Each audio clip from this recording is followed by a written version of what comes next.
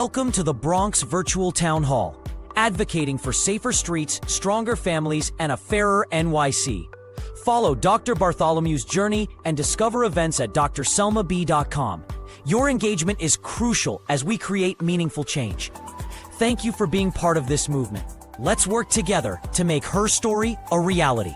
Stay informed and connected by following Dr. Bartholomew at drselmab.com. Welcome to the Bronx Virtual Town Hall, advocating for safer streets, stronger families, and a fairer NYC. Follow Dr. Bartholomew's journey and discover events at drselmab.com. Your engagement is crucial as we create meaningful change. Thank you for being part of this movement. Let's work together to make her story a reality. Stay informed and connected by following Dr. Bartholomew at drselmab.com. Welcome to the Bronx Virtual Town Hall, advocating for safer streets, stronger families, and a fairer NYC. Follow Dr. Bartholomew's journey and discover events at drselmab.com. Your engagement is crucial as we create meaningful change. Thank you for being part of this movement. Let's work together to make her story a reality. Stay informed and connected by following Dr. Bartholomew at drselmab.com.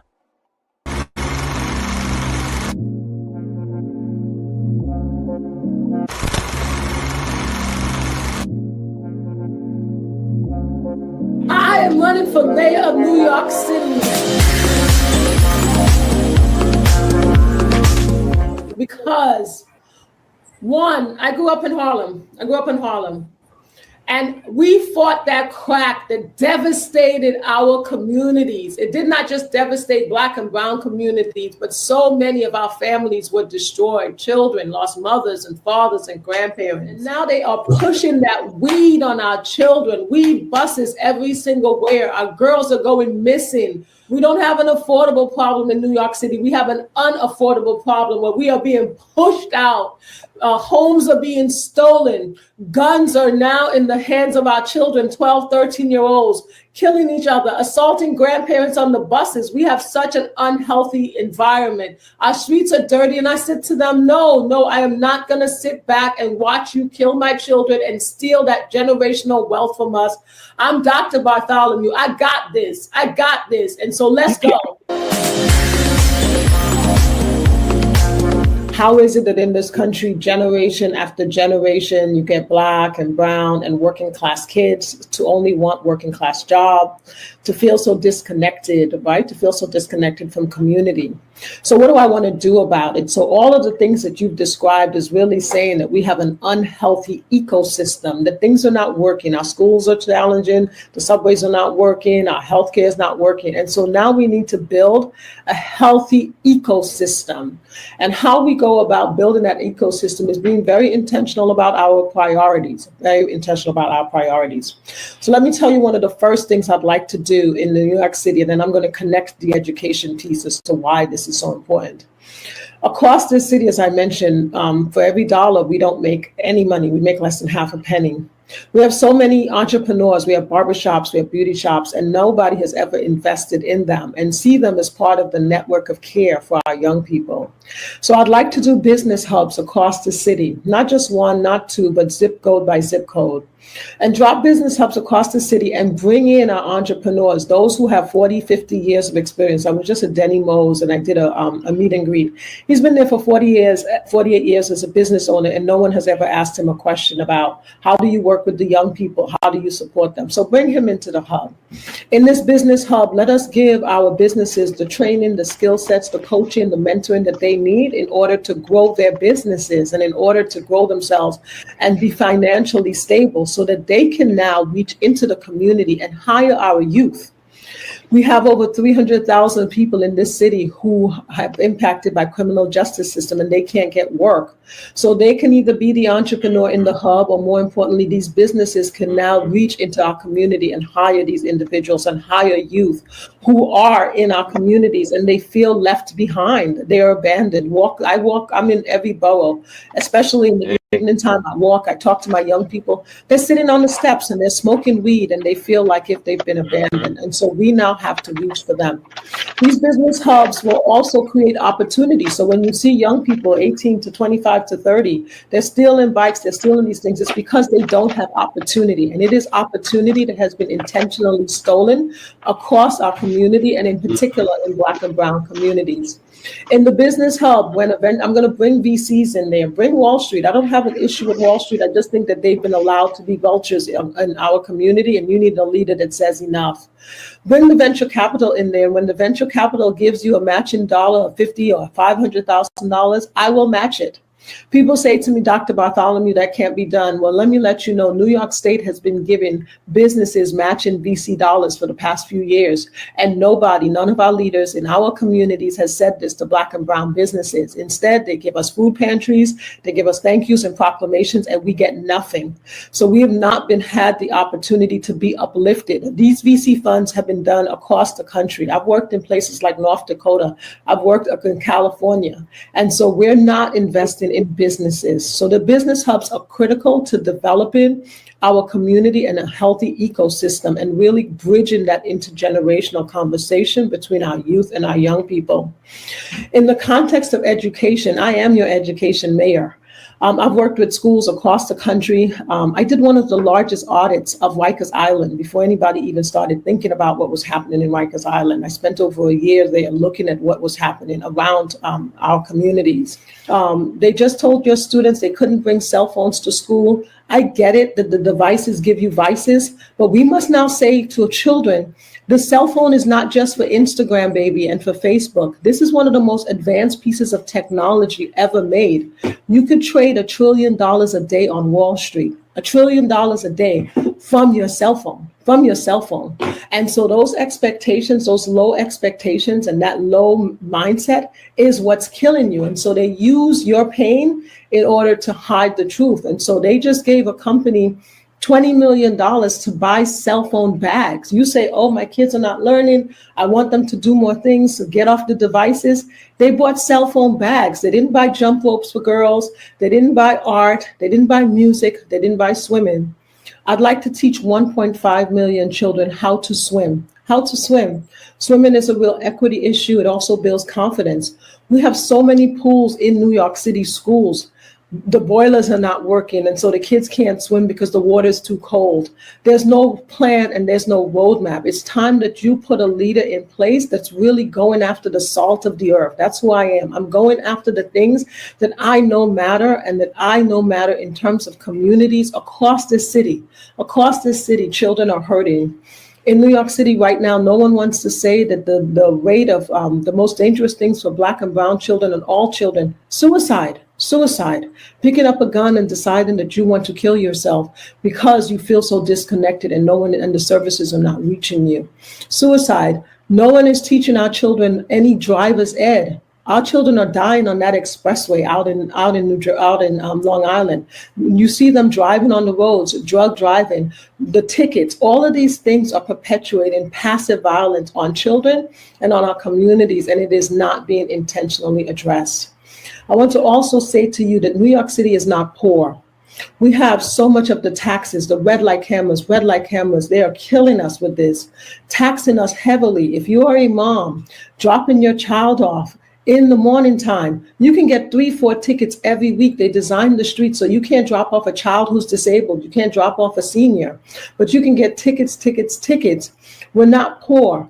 Our mayor and our city council just gave $400 million to renovate Fifth Avenue, $400 million to renovate Fifth Avenue. That money did not go to gun violence and all of the things that you just spoke about. I've worked with all schools. I've worked with charter. I work with public. I work with Islamic day schools. I've worked with all. What we need to focus on is schooling. You can't close charter schools. If that horse has already left its stable, it's already left. And a lot of people who are in charter schools, they're there because the public schools were not motivating. We're not doing it. And we know that there's the money money issue, right? There's a deeper issue around the fact that a lot of companies get tax breaks. International companies get tax breaks for investing in our neighborhoods that we don't even know about, right? But what even our charter schools want is that they want schooling. They want to figure out how to uplift their children to compete. So the data across the board is that our children are not competing. Now, let me be clear about the data. National Assessment of Educational Progress in 1978 said that Black children were at 13%. 4 decades later, you've only gained 1 percentage point. You're at 14. White children, education in this country has flatlined. White children were at 86%. That data has come down. They're lower than 40. They have flatlined. And so we now need to now decide, who are you really competing with? Where's the competition? Our children are not told, look up on the world. They're not given the love. They're not given the support. We have left our children, and it's time for us to take our children back. It's time for us to give them the programs, not just the programs, but give them the things that they feel confident in, that they can connect with our seniors. Our seniors are sitting in senior centers all day alone. And our young people are in schools alone. We got to now bridge it. He had regular indicators of his work. And so as mayor, I plan on having clear indicators, weekly indicators. Where are we with NYCHA? Where are we with this? And I don't have a problem if the numbers are not great. Let's keep going at it. You don't solve problems overnight, but you need somebody who fundamentally cares about you, cares about New Yorkers and our children. Our children are dying with the weed, they're dying with the guns, and it's just picture day for leaders. Picture day after day, and no money and no opportunity. I need help. I'm the candidate that got on the ballot with less than $2,000. Nothing. They expected me to walk away. I got 5,000, almost 5,000 signatures, and they expect Dr. B to have walked away. I'm a fighter. My name is Selma. I'm a fighter, and I'm inviting you to a good fight. Fight with me right now, because the other candidates have the money. I live in the Bronx, raised my son in the Bronx. My son was named the Rising Black Scientist of the Year. Bronx 12 won't even give me a 5-second interview. Why? Because I'm talking truth to power, and I'm speaking to this. So you have groups. I need help right now. I need people to lift me up. I need people to put on some t-shirts, walk the days, walk with me over the next couple of weeks. Fight with me, because you heard that people are undecided because they know when morally bankrupt people are at the table. How can we elect morally bankrupt folks? Like, it doesn't make sense. So I do need help. My priorities are the people. So first 100 days, I plan on cleaning up New York City streets. They're filthy. They're just filthy. They're nasty. Coming in there with a very comprehensive plan to address, we haven't even talked about the challenges around our Medicaid and our seniors, right? Who are struggling, a comprehensive plan to address the needs of our seniors and our veterans and those individuals whose nursing homes are about to put them out on the street because of the gap in funding. And no one wants to talk about that. A comprehensive plan to now address our schools, education, and businesses. Our businesses in COVID, more than 80% of businesses were decimated, didn't get any help, any relief. I know that because I was challenged in this space. So my priorities, yes, safety, cleaning up the streets, addressing the needs of our seniors, and going after the salt of the earth, son, our education, our businesses in New York City. Let's go. Don't be silent. What I'm finding that really is hurting in some ways is kind of like I see the pain where people have opted out. That's why our children are hurting. The adults have opted out. They've opted out. They've opted out. They've decided that they can't have relationships with our children. What are you talking about? Those are our kids. Those are our children. And it's time the adults be adults in our children's lives. No more opting out. That's it. So they're opting out when it comes to me. Oh, Dr. B, I'm so sorry that's happening. Sorry. I can't put sorry in my gas tank. I love you. I love you. I love the city. I love our children. I love our people. I love all. I've worked with all people. I see the humanity in us. And I'm asking to be your mayor. I'm asking to be the first woman mayor, the first Black woman mayor for the city of New York, because I'm confident. I'm confident in my leadership. I'm confident in my brilliance. I'm confident in my drive in order to really go and solve some problems and to really address the needs of the people and the needs of our children. You can go to drselmab.com, hit the button that says donate. Yes, please do. Please donate. Welcome to the Bronx Virtual Town Hall, advocating for safer streets, stronger families, and a fairer NYC. Follow Dr. Bartholomew's journey and discover events at drselmab.com. Your engagement is crucial as we create meaningful change. Thank you for being part of this movement. Let's work together to make her story a reality. Stay informed and connected by following Dr. Bartholomew at drselmab.com. Welcome to the Bronx Virtual Town Hall, advocating for safer streets, stronger families, and a fairer NYC. Follow Dr. Bartholomew's journey and discover events at drselmab.com. Your engagement is crucial as we create meaningful change. Thank you for being part of this movement. Let's work together to make her story a reality. Stay informed and connected by following Dr. Bartholomew at drselmab.com.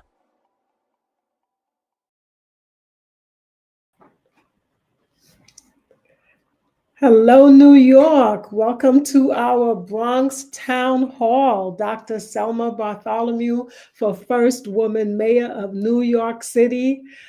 Happy Monday to you. Happy Monday to you. It is Monday, October 20th. I know we see a little bit of the change of the season, right? And so welcome, welcome. Thank you so much for joining. Wanted this moment to be able to hear from members of the community and to really talk about some of the issues in the Bronx with members of the Bronx community. And certainly, yeah, you have a family in Brooklyn and Queens. Come on, everybody's welcome in order to be able to have this conversation around community and my bold vision for New York City and the things that I want to do for you, for our children, for our seniors, who I call my grandparents, my golden gals and my platinum guys, right? You deserve to consider the possibilities of what it means to have clean streets again and what it means to have relationships with our children where we're not afraid, of our youth. There's too many people in our city. We are become afraid of our children, not able to talk to them, not able to direct them, afraid of our neighbors. And so we now have to turn this around and really go after solving some deep-rooted social, financial, and relationship issues in the city in order to move our city forward. So I so thank you. I thank you for joining. I thank our host at this Global Urban to be able to have them push this out for us at Global Urban Media. Thank you so much, Coach Raquel and her team, to be able to put this together for us this evening. And how I did it, we wanted to do it in this format because I could see comments on YouTube, but more importantly, we wanted to be able to give you a product that you can also share with your family members and with others as I talk about my candidacy for mayor of the city of New York. So welcome, welcome, Dr. Selma Bartholomew. I got a couple of text messages today. I got one from Elder Montgomery, and she said, Dr. B, I'm going to be with my church family this evening, and we're going to turn it on, and we're going to watch as a group. And so please feel free. You can put questions in the chat. So let's get into it. I want to talk a little bit about my why. Why does it matter? Why is it that I am fighting for the office of mayor of New York City?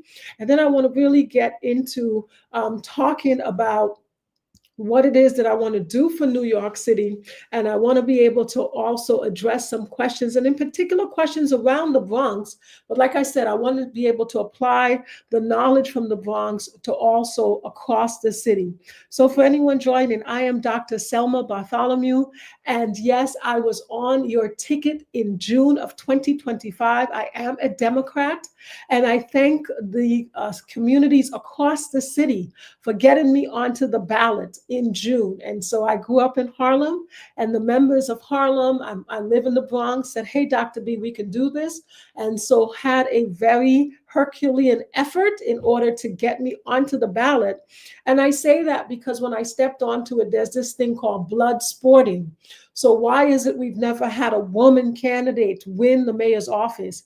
Because the powers that be, the money, those individuals with the super PACs, they have the huge legal teams, and they do this thing called blood sporting of candidates. And so, yes, they did attempt to blood sport me, to kick me off by questioning my cover sheet. We had over 900 pages of signatures. And then I got a note saying to my attorney saying that 1 or 2 pages wasn't numbered. And so, yeah, we were able to quickly respond. And yes, I was on your ballot in June, and I'm honored to say that to you, the members of New York City. So let's talk a little bit about my why as I introduce myself. So yeah, I am Dr. Selma Bartholomew. I am a New Yorker. I am a New Yorker, and truly what the spirit of New York represents. I was a newcomer. So if you've not heard that term before, I would like us to begin to apply that language of newcomer instead of this language of migrant, because it really creates a divide in the community. And so New York and this country has always had newcomers, right? Newcomers. And whether those newcomers were brought here as the African experience in this country, right, did not choose to come, they were brought here. But we have to be able to understand that mindset of what it means to be a newcomer in this country.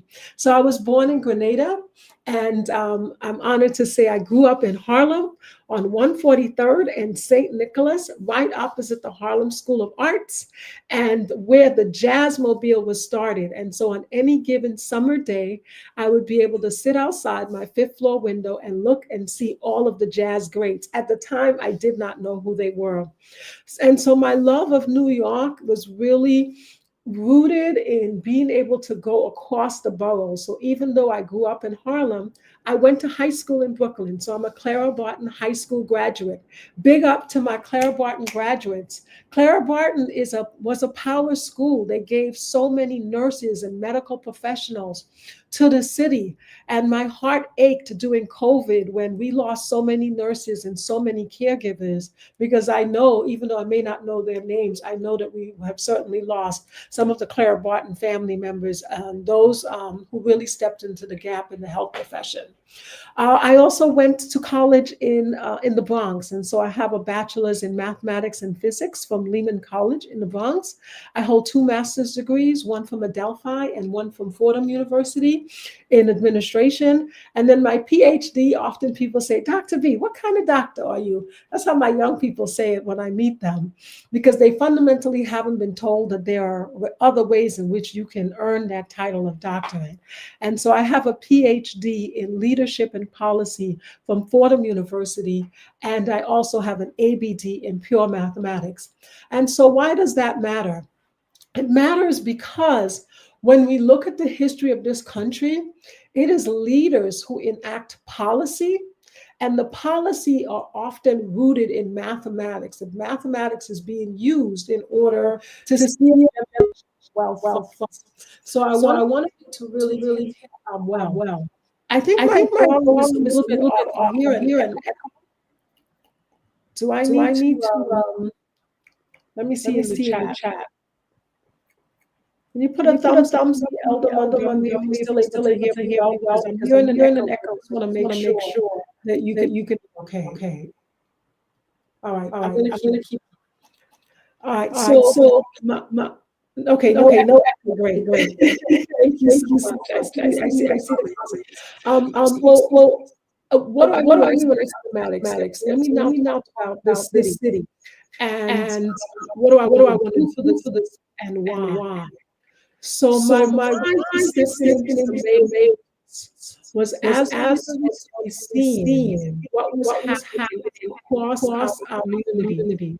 In particular, what is happening our young people, our youth, and also our this pushing proliferation of marijuana, weed across our community, where you can walk, see 12-year-olds. You see weed buses.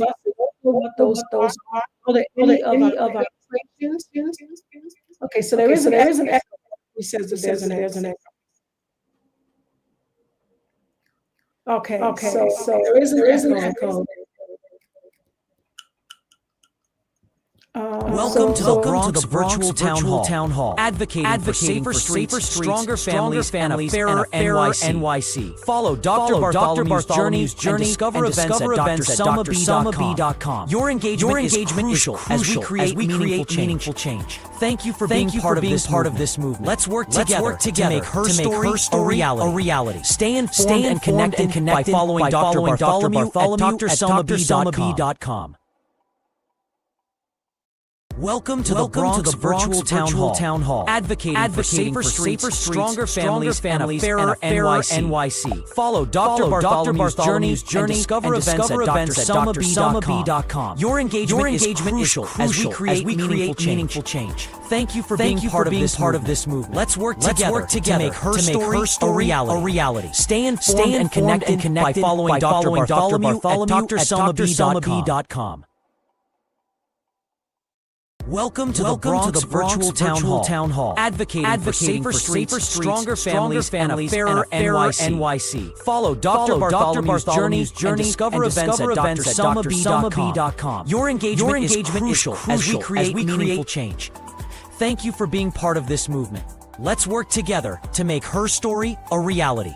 Stay informed and connected by following Dr. Bartholomew at drselmab.com. Welcome to the Bronx Virtual Town Hall. Advocating for safer streets, stronger families, and a fairer NYC. Follow Dr. Bartholomew's journey and discover events at drselmab.com. Your engagement is crucial as we create meaningful change. Thank you for being part of this movement. Let's work together to make her story a reality. Stay informed and connected by following Dr. Bartholomew at drselmab.com. Okay, I logged off and came back on. So I so appreciate that feedback, right? So let me know. Okay, all right. Thank you so much, Sister Chavis. Okay, so it says that's better. Thumbs up. If you hear it again, just let us know. I've got a great team. Thank you to Global Urban Media, a really phenomenal team led by Coach Raquel. And so big up to them. Shout out to them for their leadership and for their expertise. Okay, so I was at the point of talking a little bit about my why. As I look around at our communities right now, we are hurting. The culture of weed and the culture of drugs is what is fueling so much of the gang violence and the shootings in the Bronx and across the city. If you did not know, in the Bronx alone, we have had over 220 shootings. 220 shootings this year alone, and over 500 in the city. And so we have an epidemic, and this is not new. I know that people might say, well, it sounds so alarming, right? In Georgia, they just had a 3-year-old baby that was shot. And so we seem to not want to lean into this failure and lean into the fact that our children are hurting, mothers and fathers are crying. And so that is one of my reasons for stepping into this job. I have a proven track record of working with schools across this country. And so, for example, I worked with a school in Harlem called the Sojourner Truth School. When I went into the Sojourner Truth on the invitation and collaboration with the principal and with the teachers, Sojourner Truth is on 116th Street in Harlem, which is in District 3, which is extremely polarized. And so we have the wealth of District 3, and then we also have the divide, the economic divide of Harlem. And so they were performing, their third graders were at a 4% proficiency rate. By the time we finished, they had reached 71% proficiency. And I was honored to say that New York State, the commissioner of New York State, Dr. Betty Rosa, and our first African-American chancellor, Dr. Lester Young Jr., and team came to Sojourner Truth to honor the work that was done in the Sojourner Truth School of Harlem. And that's just one of many examples. I've worked with over 200 schools across this country for success. And in Chicago, I've also worked in Chicago, where we did a comprehensive curriculum around gang violence in Chicago. So I'm bringing proven experience and proven expertise to the mayor's office, and that is what you need in your mayor. And so when I saw the issues in community, and you're feeling it too, this is our Bronx chat, so I can see your questions, right? Like, this is what's happening in our community, and we can no longer, I see it as picture day. We can no longer keep having picture day on the news where we're just reporting out and we're not solving problems. And so, as mayor of the city of New York, I stepped into this race because I wanted to bring real solutions to the city and to heal our communities and to uplift our children and uplift families. So, that is one of the issues that I saw. The other thing as we get to talk about affordability is generational wealth is being stolen from our communities across the city, where we are not aware of the fact that the distribution and the use of land in the city is the responsibility of the city council members. And so we as New Yorkers, we've not been well educated and well informed about the policies and what's happening in our neighborhoods. And I'll give you a perfect example. So I live in the North Bronx, not too far from the Gun Hill 5 train. They dropped a lithium battery station literally right next to the 5 train. And the address of the business that they put up says Gun Hill on it, but the location is in Brooklyn. And so they're doing these things in our community, shadow aggressive, right? And keeping us in the dark about the things that we need. So let's get into it. Please put questions in the chat. I could see it. So let's begin with one of the things that I want to do for New York City and why. First 100 days, I want to clean up New York City streets. They are filthy. They are filthy. Yesterday, I did a Bronx walk in the Bronx. And what broke my heart was it's Sunday and people are going to church, right? They're worshiping on a Saturday, Sunday. We know people worship all days of the week, but so many people are out on a Sunday taking their families to church, and you're stepping over garbage. You're stepping over piles of garbage in the city. And we seem to be okay with that. I know you're not okay with it, but the leaders are okay with it. And so our complaints about wanting more garbage cans on the corners are ignored, not necessarily looking to see if we can bring in businesses and fund them to go and support this, right, to clean up our streets. And so let's talk about what I'd like to do. And so I thank you for joining me. Let your friends know. If you have an issue at all with the sound, just let me know. I can see your questions in the chat as well. So first 100 days, I'd like to clean up New York City streets. I'd also like to do something that's done in the southern part of Africa around a volunteer day of service. We can do this, right? We have 5 boroughs, and I know that we want to do the work together. We've just not had leadership put in the systems and structures and also messaging in that it's important. It's important to us to be able to come together and uplift our community. So how about a volunteer day of service across the boroughs? We have 5 boroughs. We can do a different day of the week based on the needs of the borough and assessing them and bringing them together to have this conversation. And the day of service doesn't have to be only about cleanup. We can have our young people going into our nursing homes and working collaboratively and side by side with our seniors. We can have them working in some of our pantries to be able to do that work, right? And so I see some questions about how will my administration rebuild trust between NYPD and the Bronx? Okay, so let's get to that.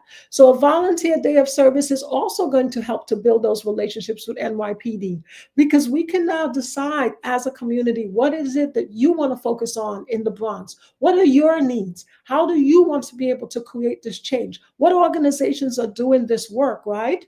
And so one of the things I'd also like to do, so I've talked about cleaning up the streets, a volunteer day of service. Well, how do I get this in place? I'd like to do this thing called stewardship, block by block. We have individuals who have run civic associations and block associations, but guess what? They have never received any formal training from New York City in order to be able to really do their job well. And so let's identify the block captains. Let's identify those individuals who want to do the work, right? And let's give them the training that they need, the leadership training, the conflict resolution training, the skills training, and also the technology that they need to capture their meeting notes and and funnel it up from their community council members to the borough president's office to the mayor's office so that we flatten in government so we can get the knowledge. What's going to be special about this stewardship block by block, as I talk about NYPD, let's bring the youth into these meetings with the block captains, and let's bring NYPD in there as well. And so Saturday, I was out in Queens in the South Ozone Parks Civics Association, and one of the members of NYPD presented, and he said the following. He said that they took their initiative and they brought some of the youth in, the young men, and they started off with 7 young men. Now they have 20. And then he says, can people give donations for them to buy food? Oh my gosh, New York City, we're not poor. So how is it that the police is trying to build relationship with the young people and the city has not given them anything that they really need? So they, as police officers, know that it matters. They're taking initiative, but there's no structure and there's no concrete support. We can fix this. We can fix this. Okay. So let us now do stewardship block by block. I want to address some very specific questions. So let me go view a question. Let's make sure I got this right. I want to scroll back because someone asked, it says, many residents feel caught between fear and frustration. How will your administration rebuild trust between the NYPD and the Bronx community? So yes, so first it is having a leader in place that understands my expectations as mayor of the city of New York, right? And they need retraining. I fundamentally, as I have traveled and also worked across the boroughs, what I find is I go to the community meetings with the local police. It's the same meeting being repeated over and over again. So everybody complains about the cars that are that need towing. They're complaining about people breaking into their cars. They're complaining about the noise. They're complaining about people washing cars. It's the same discussions, but the notes don't go anywhere. And there aren't any systems in place to check to see, well, if you said that you're going to do a blitz to tow the cars, when is it done? How many cars were towed? What's the follow-up? So I want to be able to look more closely at building, like I said, those relationships with the block captains. You should know that part of the reason why we're seeing such a breakdown as well in our community with the police department is the neighborhood community officers who were in place, that our mayor and them has now flipped that model, and they're talking about doing QT teams. They didn't educate anybody about it. Nobody can find them. And so the neighborhood community officers never got more than one shift in order to do this work, right? So we now have to look at efficiency and say, is it necessary to do another shift? And if not, though, how do we now bridge the communication? And you know, things are happening, for example, in the summertime, the issues are in the evening, right? Where people are playing loud music and things like that. So if you don't have an NCO that you can call, that's what happens. And I want to give a very specific example because I am in the Bronx. We had an incident over the summer where we had 5 people shot at a park in the Bronx, in Hafen Park, not too far from me. And on the day that it happened, everybody had seen all of these young people out there. And I was getting calls from neighbors saying, hey, we got a lot of kids out here. Hey, Dr. B. And my response to them was, I no longer have an NCO that I can call and text. I used to have somebody I could immediately call when there was an issue and say, hey, we need you over there. And even if they weren't on duty, they know me and have a relationship with me. So that relationship is broken. So we need to rebuild those relationships and those trusts. We also need accountability. I'm not somebody who's clueless about the fact that we have a culture of abuse, right? So people shouldn't be earning overtime if they have been charged and not necessarily having those follow-ups in the organization. So we got to go after leadership. I also know, as I look at NYPD, that the systems and structures to capture things are not there. Like, they're literally going out to a domestic violence case and they're still filling out with paper and pen, literally paper and pen. There is artificial intelligence. There are tools available. When you give me a ticket, you can print the ticket and put it on my car window, but you can't figure out how to now give people the tools, the police officers, the tools that they need so we can capture the information. And that's one of the things that keeps it as an entrenched culture. When you don't have transparency and you can't look across the data and say, well, okay, how long did it take to respond? What is it that's being written up, and how do we look closely at the language of what's happening in DV or whatever those incidents are in the community? If it's something that's technology driven, you can find the answers much quicker. And so they have left us in a very dark space with old tools because that just fuels the violence. Okay. I want to see a couple more questions. I see the question around the shootings in the Bronx. What investments would you make in community-based intervention programs? So let me tell you about what I'd like to do in terms of my business model, which I have spoken about before, but as for new folks who have not heard some of my goals. So I'd like to do business hubs and financial literacy centers across the city. And I'm going to connect it to your question around community-based intervention programs, okay? So in these business hubs, zip code by zip code, I'd like to identify the entrepreneurs or the individuals who have ideas around community and around businesses that they would like to have uplifted. And I give you a perfect example. I was in the Bronx in Honeymoon Lane, and I met a young man, and he said, "Dr. B, I want a business." He wants to be able to hire the neighborhood kids to help clean up the streets. He's got a great idea, but guess what? He doesn't have a coach. He doesn't have a mentor. He doesn't have the tool. He knows what he wants, but he doesn't have the tools to navigate very complex systems around what it means to establish a business. So in this business hub, he would be welcomed in the hub. And let's give him the coaching, the resources, the investments that he needs in order to uplift himself as an entrepreneur. Let's connect him, right, with also individuals who he may be able to hire in the hub. So we have community-based programs right now who are doing intervention programs, but they're struggling. They're not getting the finances and the resources. And oftentimes, sometimes it just goes to the one large agency, and they're not necessarily distributing those resources to the other organizations that may not be as well known. And so we now need to be able to assess those programs and make an investment in those community-based programs that are doing work, yes, around incarceration. There's some really interesting models around community-based intervention, right? And so I see your question. I'm going to get to that one around police accountability. So I want to be able to identify the individuals doing the work, and I want to fund them, and I want to give them matching VC dollars because I am an entrepreneur. And as a Black-owned business that I established my business in 2008 in the middle of the recession, I have never gotten a helping hand in any way from New York City.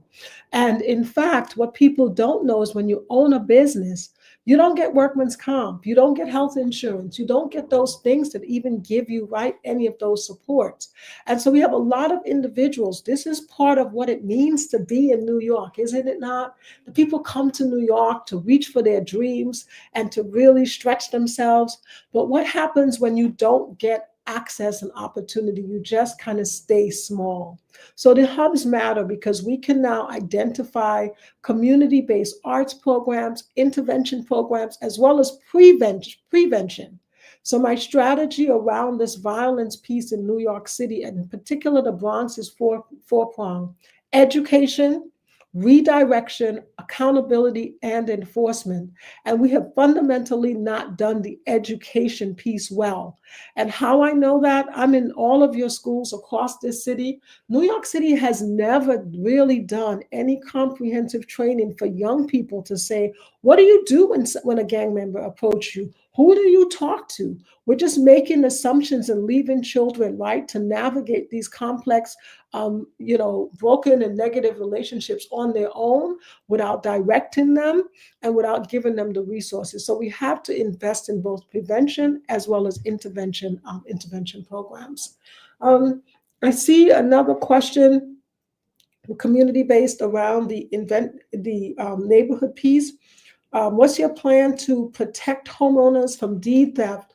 Okay, so I want to get to those questions around.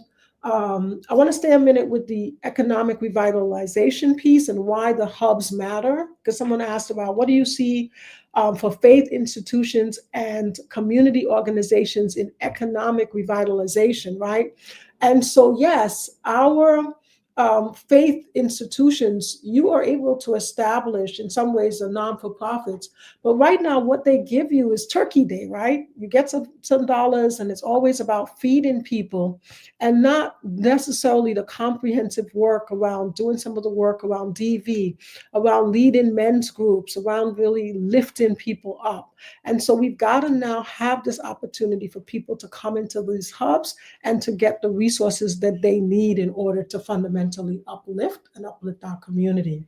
If you allow me, I want to talk a little bit also. I want to stay with the violence piece in New York, and I want to talk a little bit about domestic violence before I address some of your questions around the deed theft. So the deed theft questions, the home accountability questions, I want to be able to answer. But I want to talk a little bit about domestic violence and also this piece around this relationships with police officers, right? And so our leadership always takes an accountability piece, right? They always take a piece just around arresting and those things.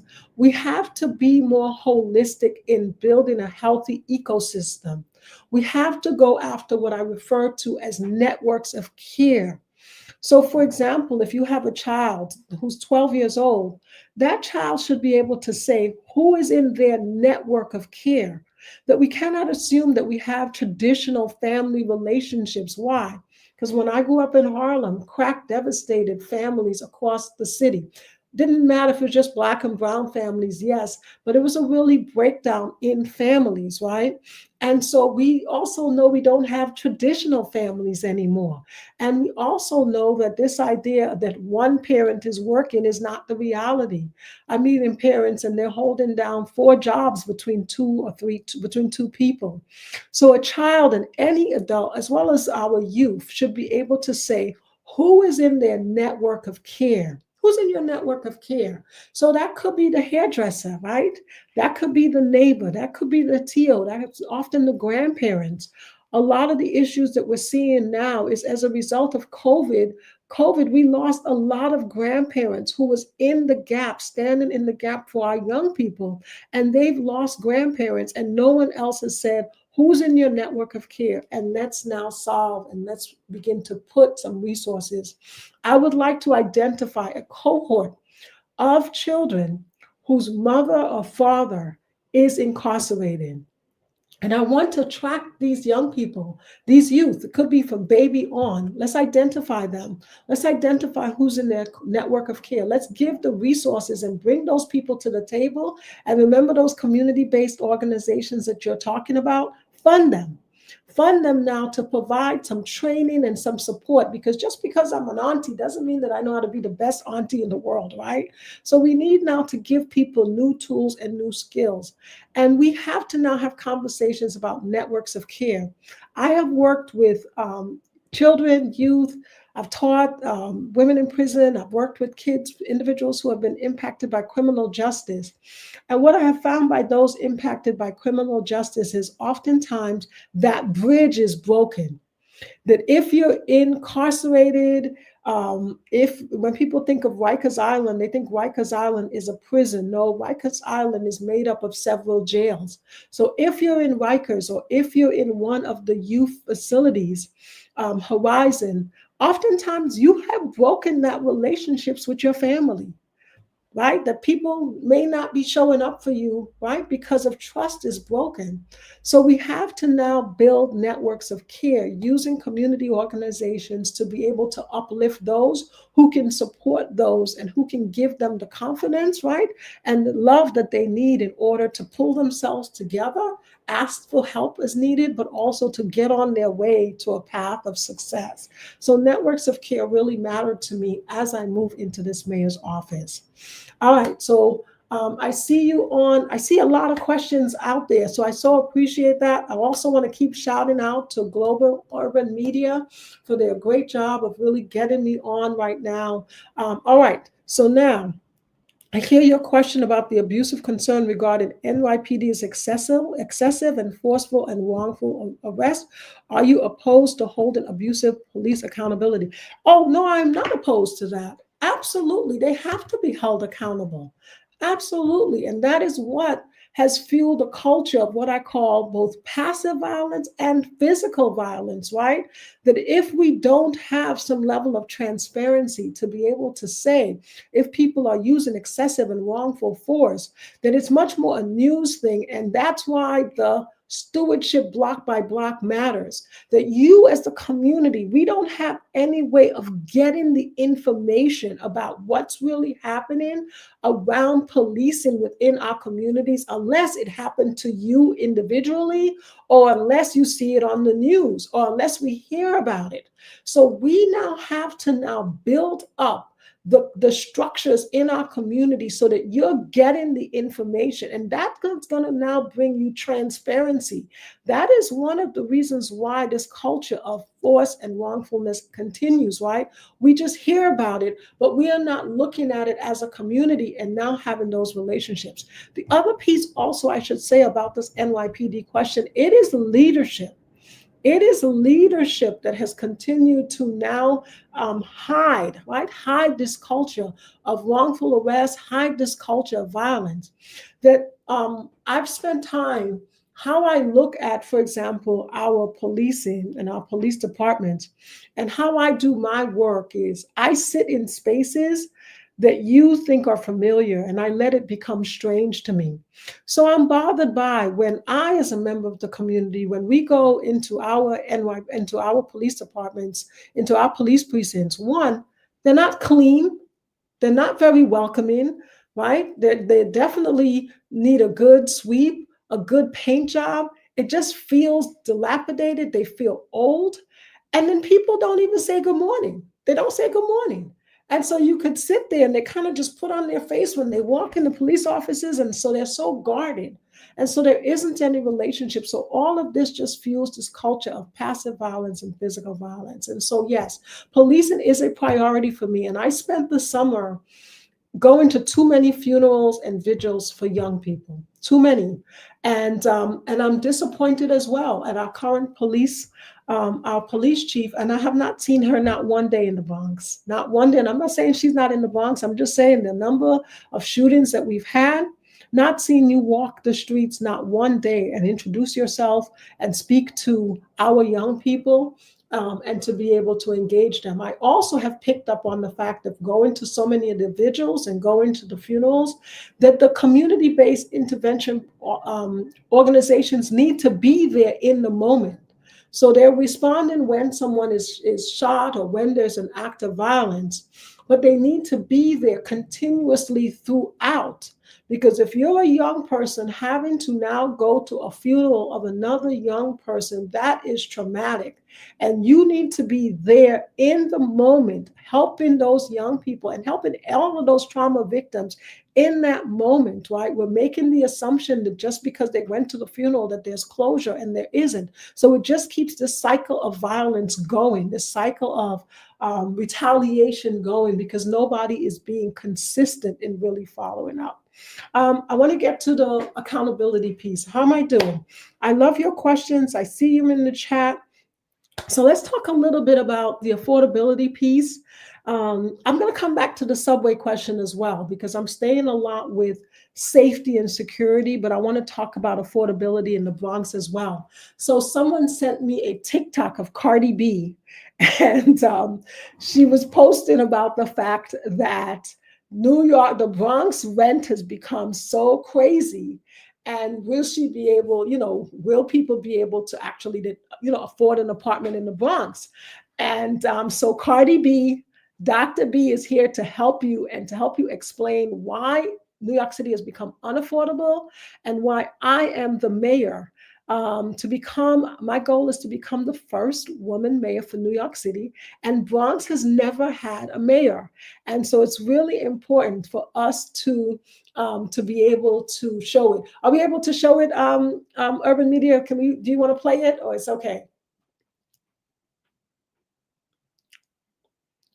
I think your mute is on.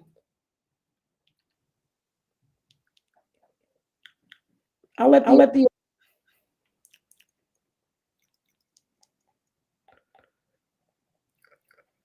It's so expensive. Why rent is so expensive? How the fuck is rent so expensive in the most fucking cheapest borough? I can't even imagine how much rent will be in Brooklyn where them Chinese people be living at. Or in Queens. Queens is expensive, period. You're not getting nothing if it's not 2,500. All right, so in Highbridge, right? How the fuck a apartment, a 1 bedroom, is like $1,500 in Anderson? I will never live in Anderson. Let me tell you something.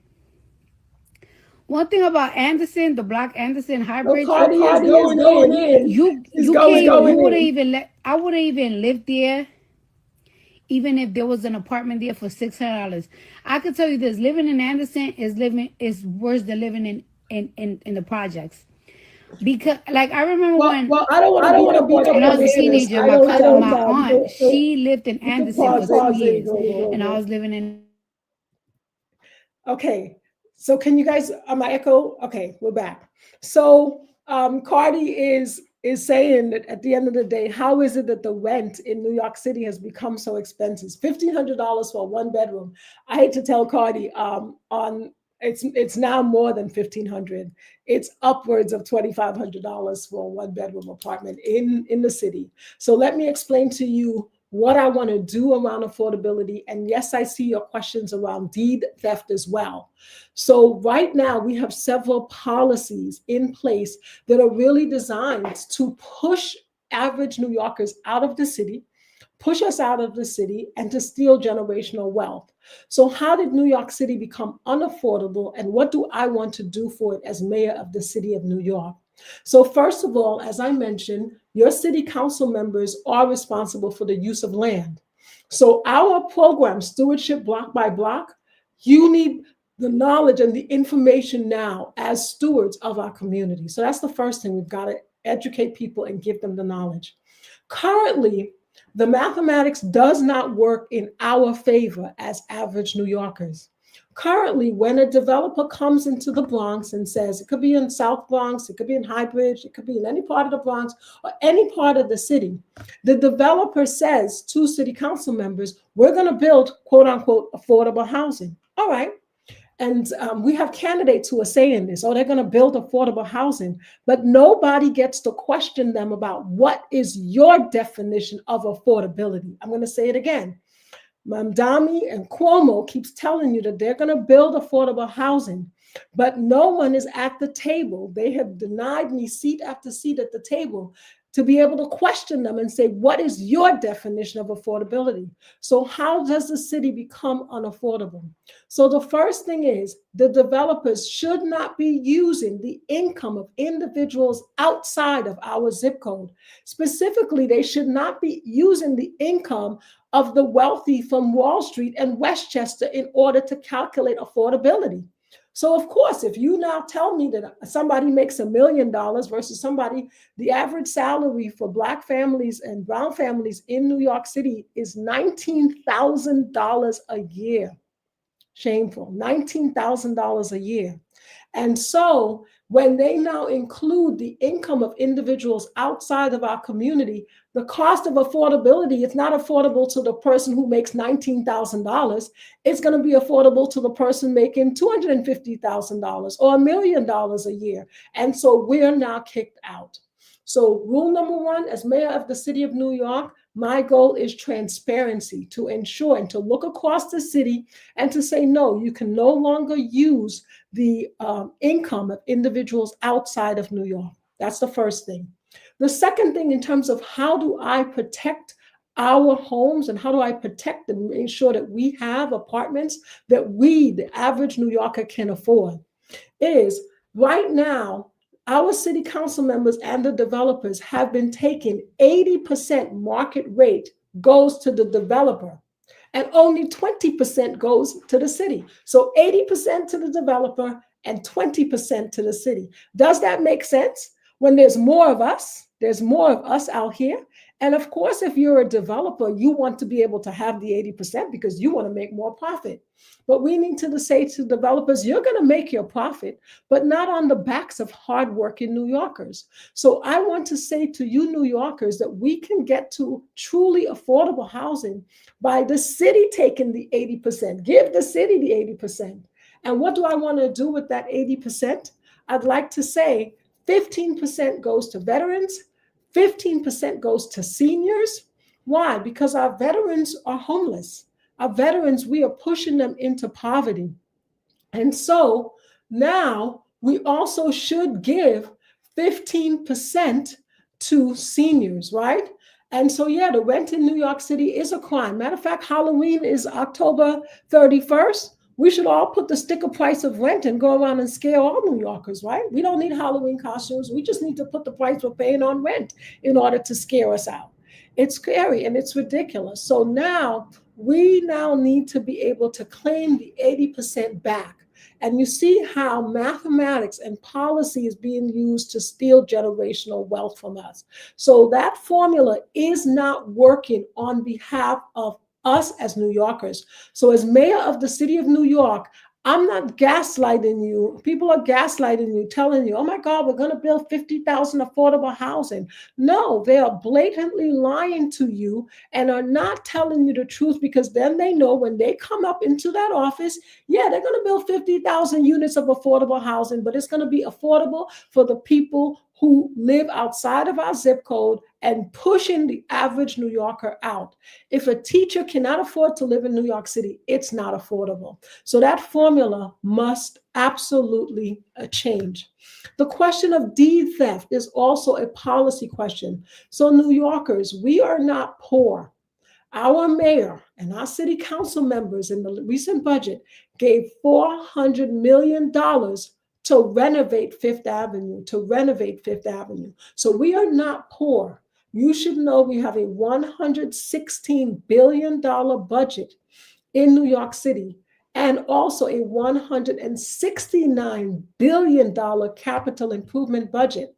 And how I want you to make sense of that number as a mathematician is, when the number of millions get too much to count, when we count in millions and the number of millions gets so overwhelming, the mathematician groups it together and says, I'm going to make $1 billion. So a $116 billion budget is on the table while people tell you that they want to give you free food and free buses that they know they can't deliver. No, we're about to have some conversations about policy. A reminder that you will not see my name on the ballot. You must write me in. So now this question of deed theft in New York City.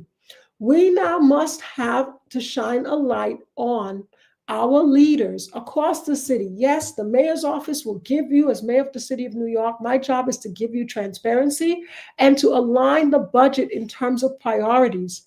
We have had over 3,500 cases of deed theft in this city.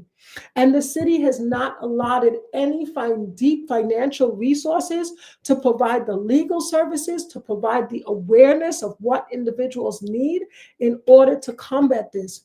As mayor of the city of New York, I'm walking into that office on day one with a clear message. This RICO level conspiracy between judges and court clerks and lawyers and real estate owners and banks that are intentionally have woven themselves together in a relationship to intentionally steal the homes of New Yorkers is my priority, is an absolute priority. So you need to now have some level of transparency across the city.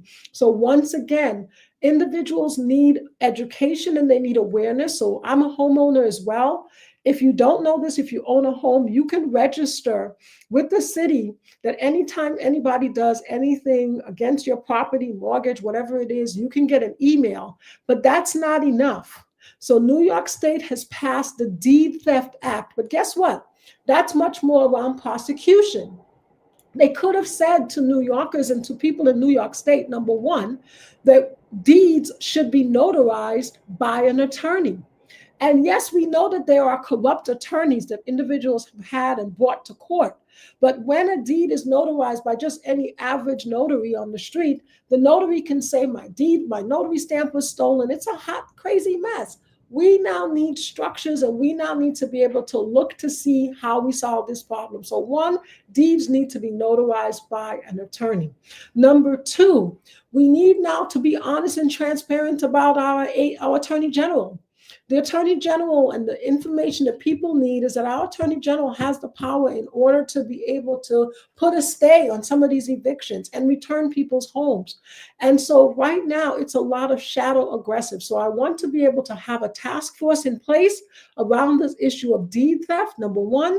Number two, put the funding in the budget to be able to give individuals the legal services that they need in order to address this, because you don't have the income. You're already struggling and barely paying your mortgage, and now someone is literally stealing your home from you, and the stress from that is enormous. I cannot even fathom what that is like, but I'm saying to you that more than 3,000 New Yorkers are experiencing this.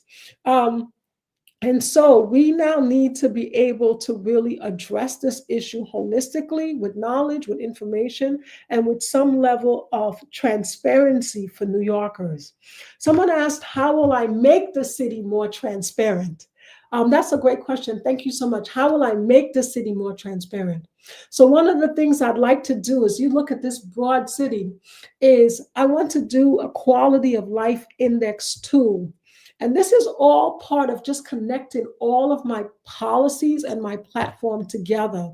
That leaders who are truly transformational, we understand that there will always be fears. So fears are always keeping us back, right? Ooh, you're afraid to ask a question. You're afraid of, taking a risk to go after your dream. So fears keep us, right? I know that fears are always there. As I stepped out into the mayor's race, a lot of people were like, oh, Dr. B, aren't you afraid? Well, fears are there, but I refuse to let fears keep me from reaching my dreams. So we know what the fears are, but you also need to know what is the current state of New York City. And I know fully well, as a New Yorker, as a Bronxite, as a mom, as somebody who has lived in this city, things are constantly being done to us, dumped on us, especially in the Bronx and across our Black and Brown communities in particular, that they are constantly dropping things on us.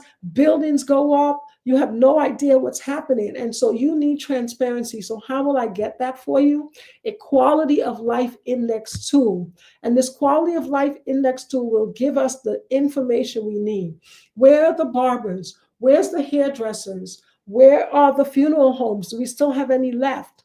Where is the dry cleaners? So for example, with this City of Yes policy that I didn't even touch yet, a lot of our legacy dry cleaners, individuals who's owned their business for 50 years, being pushed out because the rent has become so expensive. So let's first assess where people are in the city. Where's the suicide prevention? Who's doing that? Where are the doulas in your zip code? Do you know if you're in a 10032 zip code?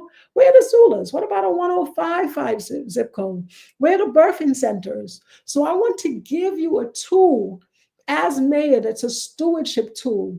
So as I transition out of mayor's office, I'm not going to be there all my life, folks. I got to be able to give you what you need to look ahead at a bigger vision. So this tool will give you the power of transparency, that no more can people just come and dump things when you know what's in your neighborhoods, and you could click on a zip code and say, oh my, they have a skating rink, or oh, they have 2 parks. Now we can align the funding. So there is a $169 billion capital improvement budget on the table, New Yorkers, that people are keeping you blind to. So Zohan Mandami is busy talking free food, free buses, free this, right? And all of that things that he cannot deliver, because when you now keep people and tell these big lies, I'm being honest with you, it's a huge lie. And it's also a very failing mindset. It's a failing mindset. I'm a business owner. I'm a woman of color. Nothing is free. Look at what's happening around our healthcare. Nothing is free. We need to say to people, you pay taxes and your taxes go to government, and government is then able to now what? Offer help, right? To those who need it. But nothing is free. So you might think I'm getting on the subway and I don't have to pay, but guess what? A check has to be written to Omni and to those individuals to offset it. So it is not free, and it is shameful to send that mindset and claim that that's socialism. Go take a basic economics class, and that's why we need education and to better educate our young people, right? That if you took a basic economics class, you would know that socialism is never about things that are free. It's not that in any way. And so my goal for the $169 billion budget is to reimagine the city. As we talk about the Bronx, and as I talked about the crime in the Bronx, look around your city tomorrow and ask yourself, where are the spaces for our youth, our teenagers, our 20-year-olds, our 25-year-olds? I was on the Southern State Highway the other day, and there was this young man, young Black guy, I could tell, and he was literally on a scooter, riding his scooter through the highway traffic, headphones on, having himself a good time, right? So that sense of situational awareness, but more importantly, where's the space for him? Where's the space for him? So we can be angry and we can be frustrated at our kids who are riding the mopeds and tossing them around. But in reality, your parks are not designed for young people.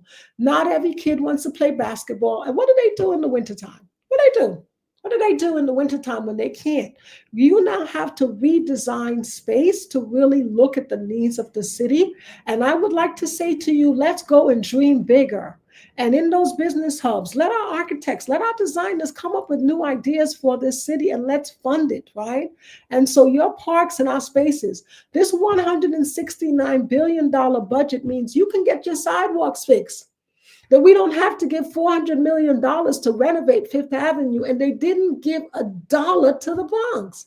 They could have said $50 million for this borough, $50 million for that borough, $50 million for that borough, and instead they gave $400 million to renovate the doorways of Donald Trump, of Bloomberg, and of Cuomo, who pays more than $7,000 a month for his apartment. If you're talking about affordability, tell me how somebody who pays more than $7,000 a month for rent will be able to address you, the poor, and me.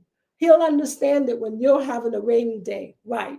So I'm talking real issues. I want to keep looking at your questions. I thank once again Global Urban Media for their just pulling this together, this Bronx Town Hall, and to be able to now address some of your questions. I saw the question on the faith institution.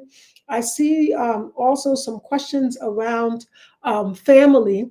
And I also want to say to you this question around our faith institutions and how to better use them. Can I talk a little bit about my strategies for the homeless and for our mentally ill, if you'll allow me, as we have this conversation? And I'm mindful of the time as well. So I thank you. Please, keep inviting your friends. I thank Global Urban Media for this, because you'll be able to share it on this platform and to be able to share it out as we now move right into the November 5th. A reminder, I was on the ballot in June of 2025. Denied the debate stage because they wanted me to spend upwards of $2.3 to $2.5 million just to have a seat at the debate. So you saw the last debates and you saw the same candidates, because add up all that money. I still don't know what you want to spend it on, but I guess at the end of the day, it's all about, it is all about the wealthy. You're experiencing a selection, not an election.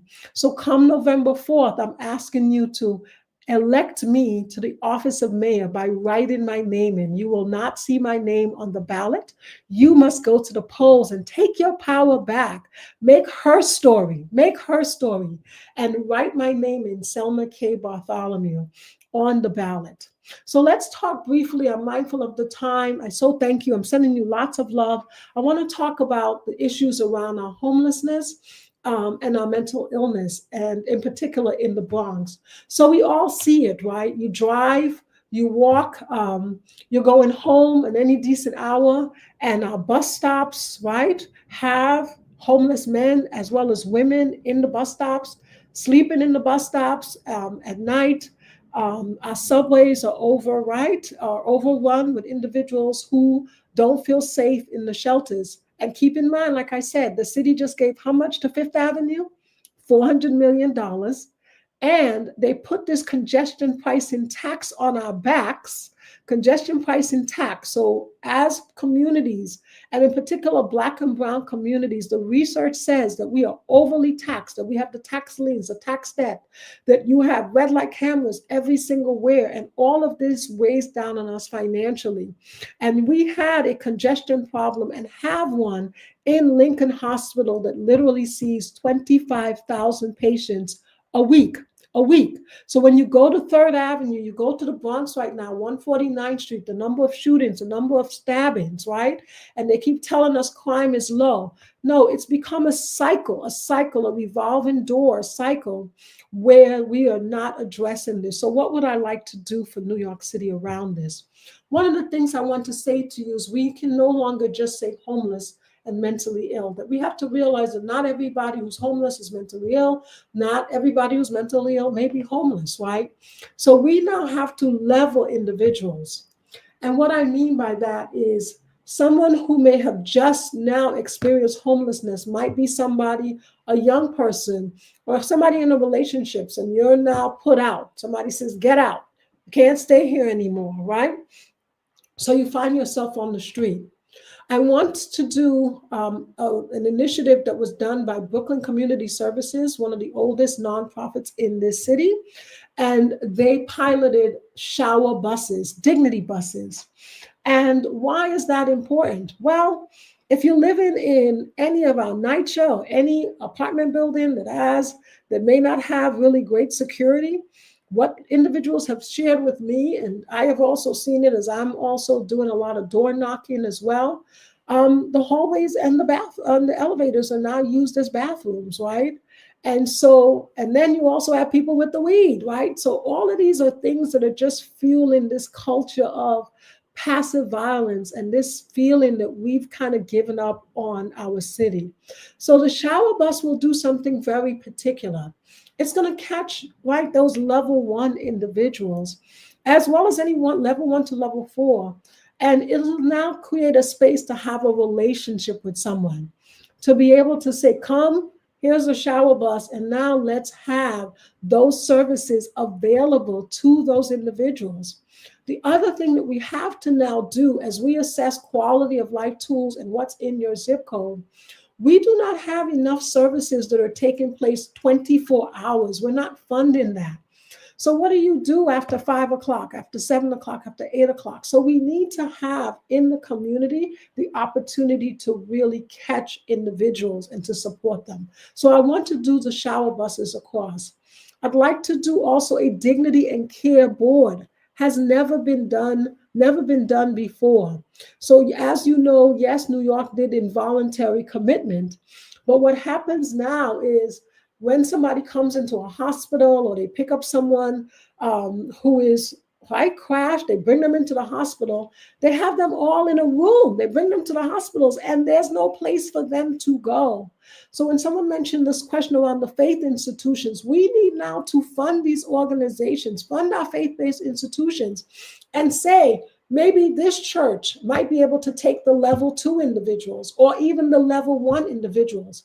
And so we now have a strategic plan around what the needs are, what the profile is of that individual who is homeless or mentally ill.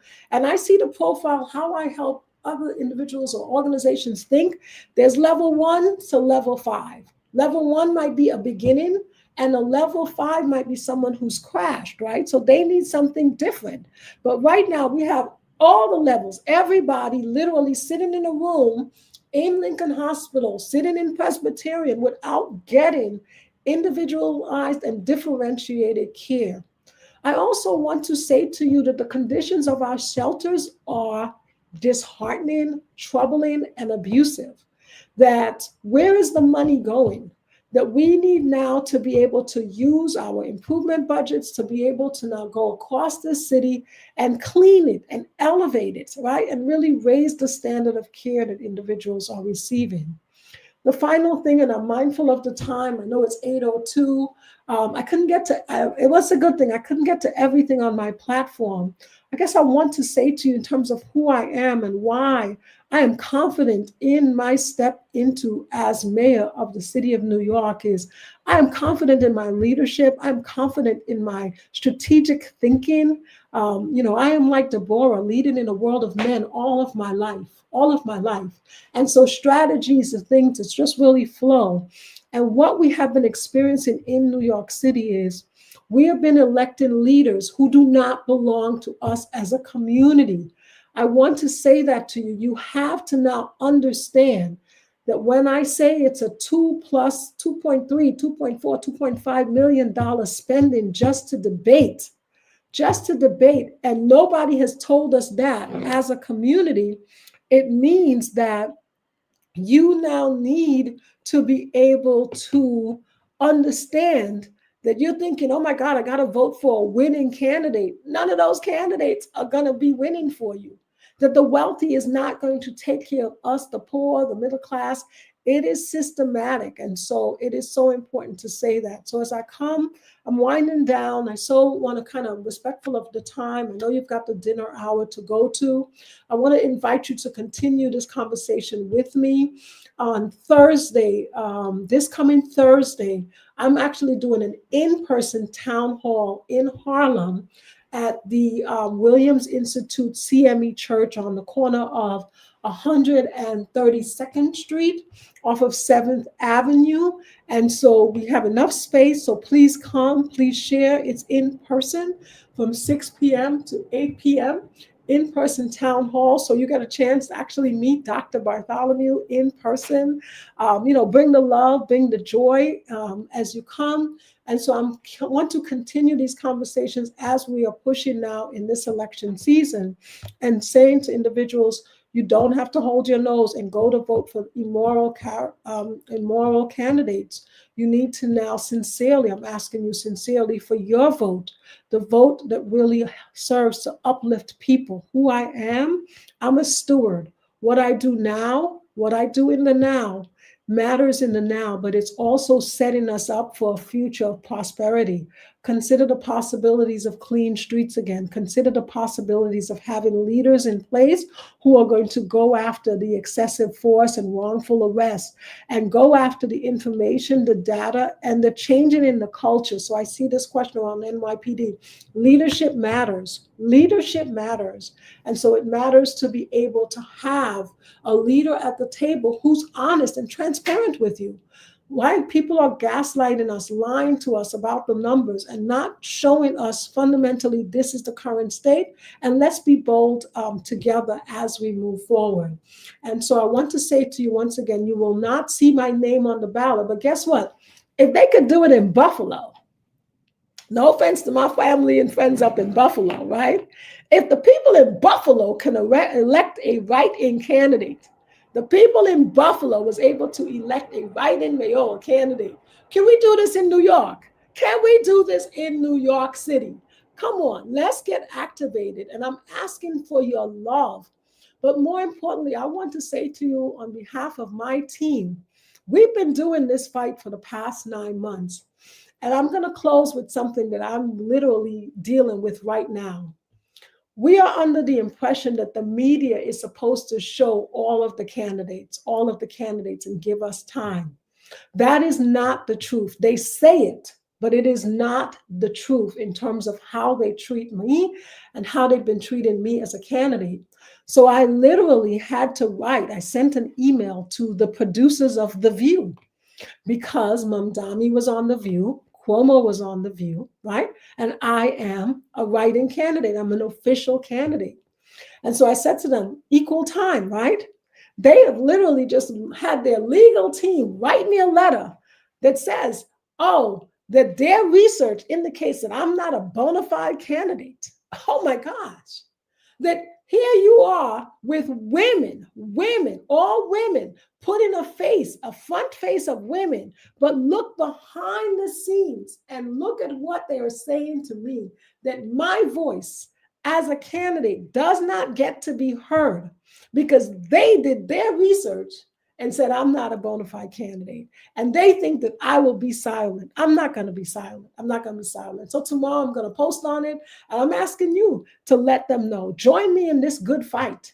Because if we fundamentally are angry and upset about the fact that we have had 200 shootings in the Bronx, 500 shootings. I didn't even talk about the state of education in our city, that our children, community college graduation rates, less than 15%, 30% to graduate in 6 years.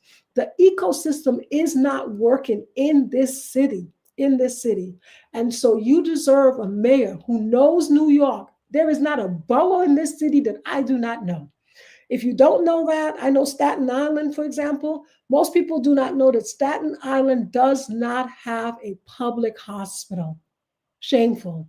So there's not a borough that I've not been to that I do not know. So you want a leader, you want a mayor who loves you, loves our children, and loves our city. And I'm asking you for your vote to not see it as robbing yourself and instead to see it as empowering, that you can finally elect your mayor. Where now I'm telling you that all of these other elections that even I participated in was nothing but a selection as a result of money and the political action committees. So this is the time that we need change. This is the time that we now have to go to vote for the people. And I'm being honest with you as Dr. Bartholomew.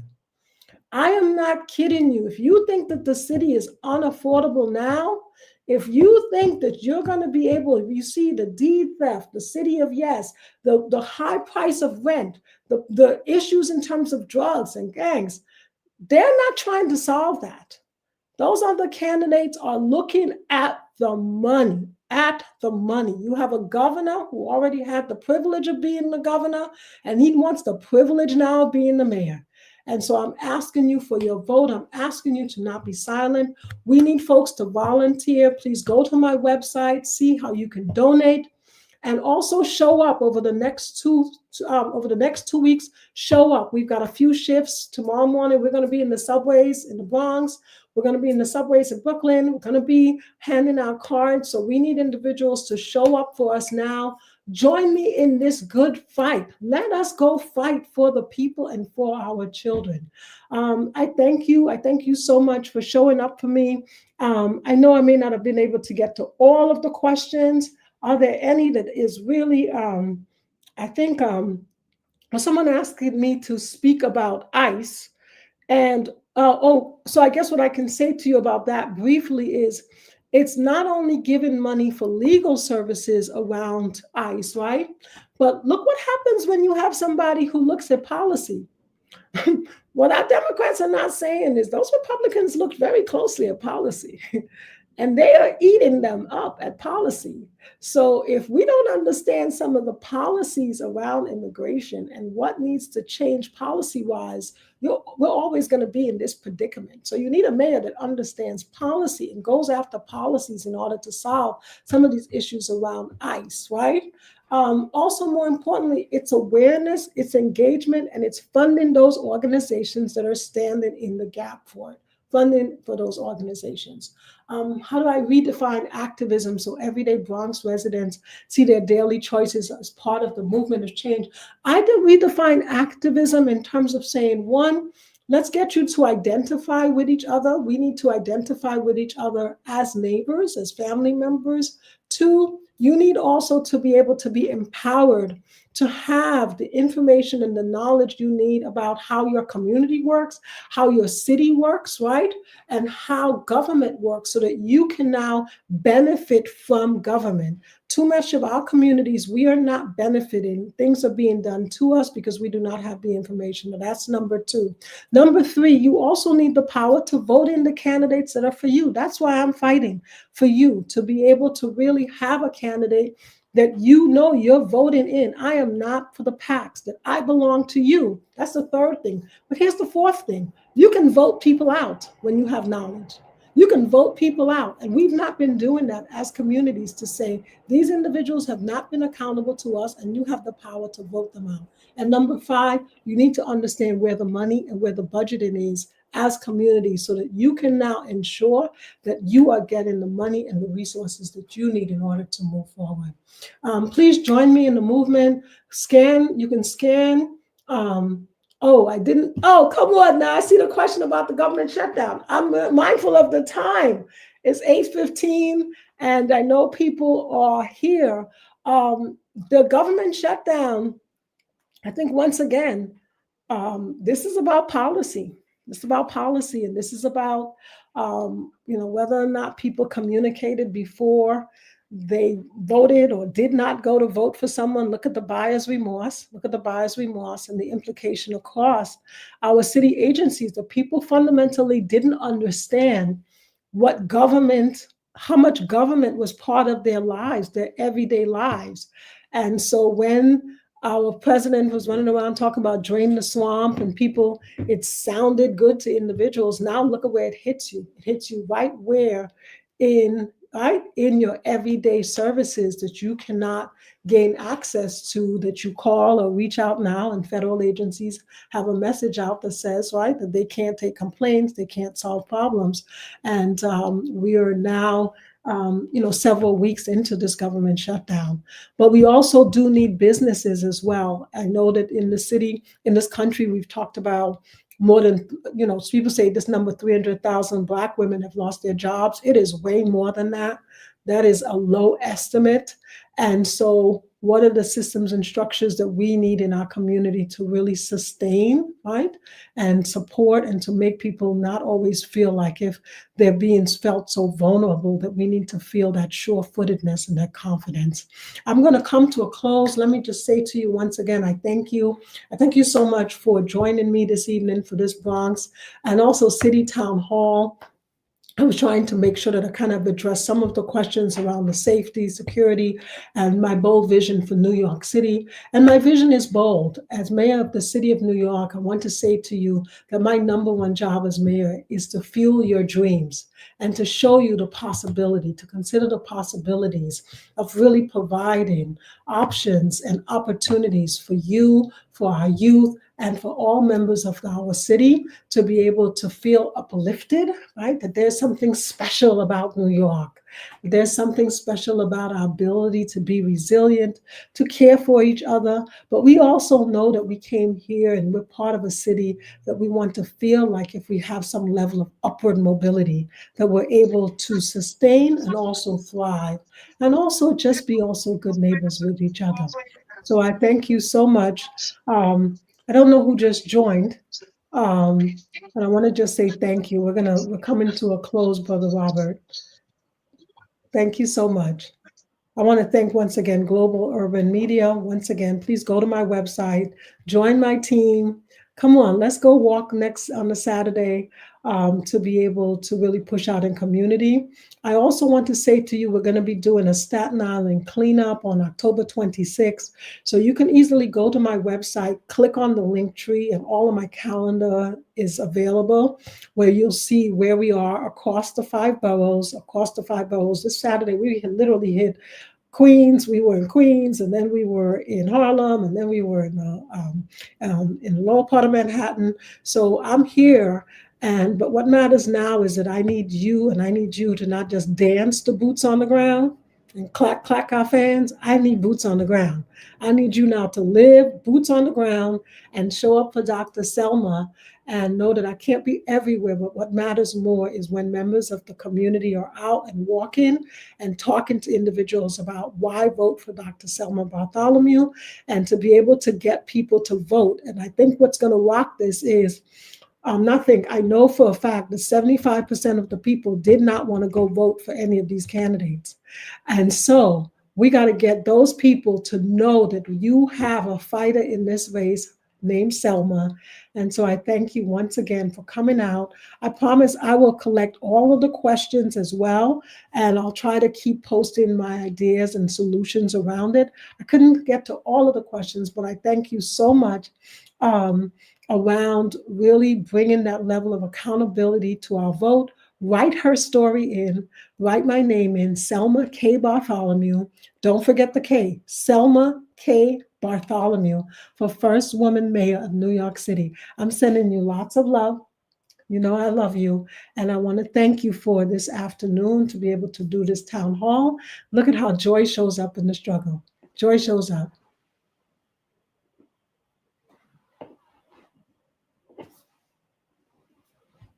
The Bronx Virtual Town Hall, advocating for safer streets, stronger families, and a fairer NYC. Follow Dr. Bartholomew's journey and discover events at drselmab.com. Your engagement is crucial as we create meaningful change. Thank you for being part of this movement. Let's work together to make her story a reality. Stay informed and connected by following Dr. Bartholomew at drselmab.com.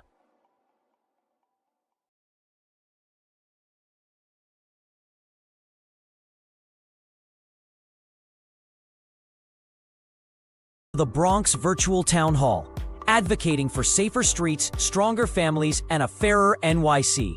Follow Dr. Bartholomew's journey and discover events at drselmab.com.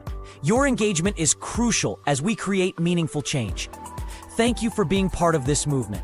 Let's work together to make her story a reality. Stay informed and connected by following Dr. Bartholomew at drselmab.com.